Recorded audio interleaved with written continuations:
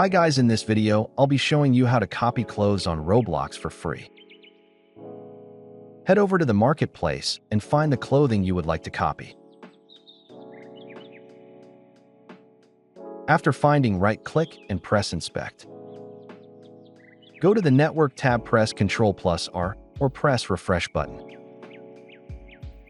After that, scroll up to the top and find the name of the clothing. Right-click, press Copy, and copy as PowerShell.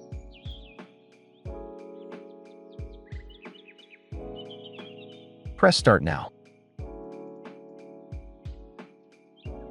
Enter the file and your password/PIN. Press Submit. After it says Success, there will be the clothing template pop up. Hope you enjoy.